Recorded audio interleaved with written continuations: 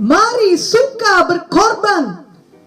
Mungkin banyak orang kurang suka dengan kata berkorban karena merasa dia akan dituntut terlalu banyak dari yang dikehendakinya.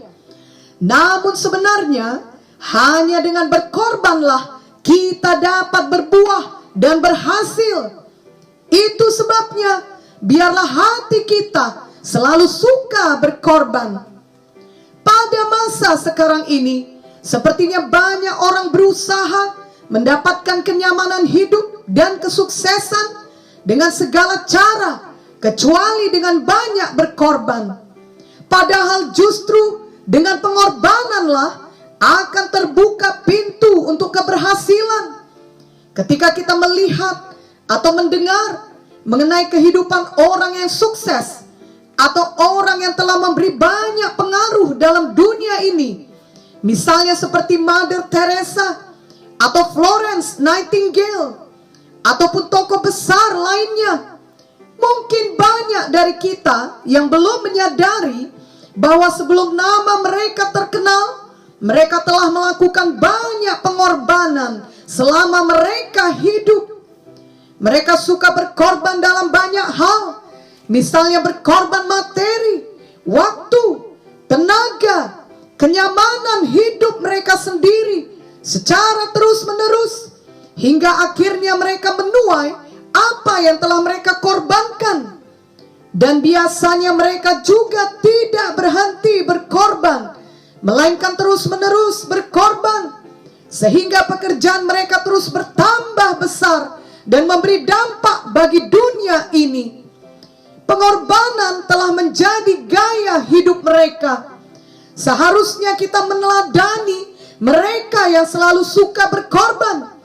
Sayangnya banyak orang menginginkan untuk memiliki kesuksesan dan ketenaran seperti mereka, namun tidak mau membayar harganya dengan tidak mau berkorban. Janganlah kita bersikap demikian. Pengorbanan yang mereka lakukan adalah merupakan taburan mereka. Itu sebabnya kita juga perlu menabur agar kita dapat menuai. Firman Tuhan jelas berkata bahwa apa yang kita tabur akan kita tuai. Galatia 6 ayat 7 menuliskan, jangan sesat, Allah tidak membiarkan dirinya dipermainkan. Karena apa yang ditabur orang, itu juga yang akan dituainya. Biarlah kita benar-benar menyadari bahwa di balik semua kesuksesan sejati harus ada pengorbanan yang besar pula. Tentunya semua kita rindu untuk berhasil atau sukses dalam hidup ini. Dan memang hal itu telah disediakan Tuhan bagi kita.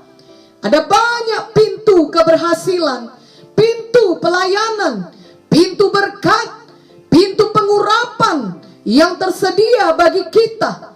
Namun semua pintu itu dapat kita buka bila kita memiliki kunci yang tepat. Kunci itu adalah pengorbanan yang merupakan taburan kita.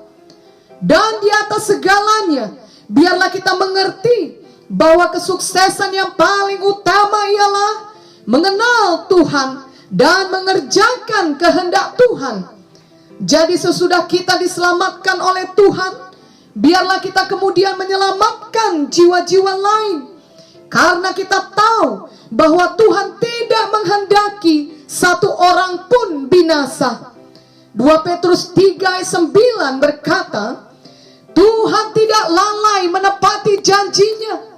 Sekalipun ada orang yang menganggapnya sebagai kelalaian, tetapi ia sabar terhadap kamu, karena ia menghendaki supaya jangan ada yang binasa, melainkan supaya semua orang berbalik dan bertobat.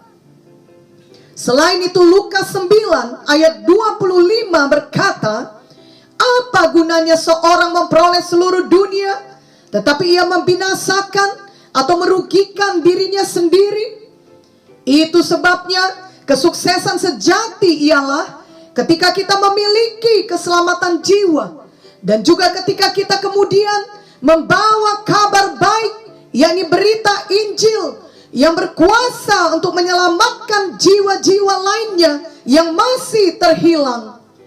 Sebenarnya keselamatan jiwa seseorang itu melebihi semua harta, gelar, kedudukan, karir, dan apa saja yang bisa ditawarkan oleh dunia ini. Oleh karena itu, kiranya kita selalu mau dan selalu rindu berkorban untuk menyelamatkan sebanyak-banyaknya jiwa bagi Tuhan Yesus dengan memberitakan Injil kepada mereka. Marilah kita ingat teladan Tuhan Yesus, di mana Tuhan Yesus rela mengorbankan hidupnya bagi kita. Ia memikul dosa kita. Ia sangat menderita untuk kita. Dan Tuhan Yesus rela berkorban sampai mati di kayu salib untuk menebus semua manusia dari dosanya. Itu sebabnya kita yang percaya kepadanya dapat diselamatkan. Dosa kita diampuni dan kita beroleh hidup yang kekal. Pengorbanan Tuhan Yesus tersebut masih terus berbuah sampai masa sekarang ini, bahkan sampai seterusnya pada masa yang akan datang, dan buah tersebut akan terus bertambah-tambah. Tuhan Yesus datang ke dunia ini bukan untuk memperoleh kesuksesan seperti yang sering dikejar oleh orang dunia ini, yakni untuk beroleh ketenaran, kekayaan, dan kekuasaan. Tuhan Yesus datang untuk mengorbankan nyawanya bagi kita. Namun justru karena Tuhan Yesus mengorbankan dirinya, Ia memperoleh nama di atas segala nama, dan itu melebihi semua kesuksesan yang dirindukan setiap orang. Filipi 2 ayat 8-9 berkata, dan dalam keadaan sebagai manusia, Ia telah merendahkan dirinya dan taat sampai mati, bahkan sampai mati di kayu salib. Itulah sebabnya Allah sangat meninggikan Dia dan mengaruniakan kepadanya nama di atas segala nama. Sesungguhnya Tuhan Yesus rela berkorban untuk keselamatan umat manusia. Kita juga dapat berhasil membawa jiwa-jiwa untuk mengenal Tuhan Yesus dan diselamatkan olehnya bila kita mau berkorban untuk hal itu. Yohanes 12 ayat 24 berkata, Aku berkata kepadamu, sesungguhnya jikalau biji gandum tidak jatuh ke dalam tanah dan mati, ia tetap satu biji saja. Tetapi jika ia mati, ia akan menghasilkan banyak buah. Dari ayat ini kita mengerti bahwa kita harus rela mati bagi diri kita sendiri supaya kita dapat menghasilkan banyak buah. Seperti sebiji gandum atau padi, biji ini jatuh dan tertanam ke tanah, maka biji tersebut akan tumbuh dan akhirnya ia berbuah, dan buahnya pasti lebih dari satu, bahkan dapat sampai 60 kali ataupun 100 kali ganda. Orang-orang mungkin tidak dapat melihat keseluruhan prosesnya, tetapi buahnya nyata dan pasti dapat dilihat orang. Demikian juga halnya dengan kita, yakni saat kita jatuh dan diproses untuk mati, mungkin tidak ada orang yang melihatnya, tetapi pengorbanan kita akan menghasilkan buah yang kekal. Kita diproses mati terhadap manusia yang lama, lalu kita menjadi semakin dekat dengan Tuhan. Ini berarti siaku kita dibuang dan kita bertumbuh dalam kerendahan hati. Ada perubahan terjadi dalam hidup kita. Perubahan hidup kita yang nyata akan mempengaruhi hidup orang lain. Mereka akan melihat Tuhan Yesus dalam kita, sehingga mereka dapat datang pada Tuhan Yesus dan diselamatkan. Seperti biji tadi, ia tidak tampak lagi. Sebaliknya yang tampak adalah hasilnya, yakni sebatang tumbuhan yang sama sekali berbeda dari biji yang semula, dan kemudian ia akan berbuah. Yang membuatnya bisa berbuah ialah karena ia rela mati. Tuhan Yesus mengerjakan banyak hal saat ia masih berada di bumi. Ia selalu menyembuhkan dan berkhotbah. Tetapi yang membuat kita dapat diselamatkan adalah karena ada saat di mana Tuhan Yesus mengorbankan dirinya dan memberikan nyawanya bagi kita, yakni saat ia mati bagi kita di kayu salib. Itulah yang membuka jalan keselamatan bagi setiap manusia. Demikian juga kita. Banyak pun hal-hal baik yang kita kerjakan selama ini, yang paling perlu adalah kita mati bagi diri kita sendiri, bagi nafsu dan keinginan pribadi kita.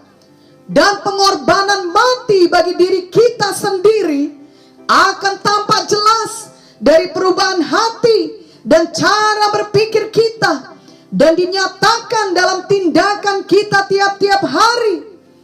Kiranya mulai hari ini kita bersedia mati dalam hal mengejar ambisi diri sendiri, dan mulai hidup lebih sepenuhnya lagi bagi Tuhan.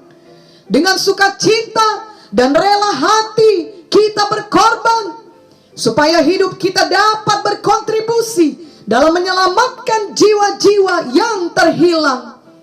Apa yang ada pada kita, kita korbankan dan kita berikan agar orang lain dapat datang kepada Tuhan Yesus.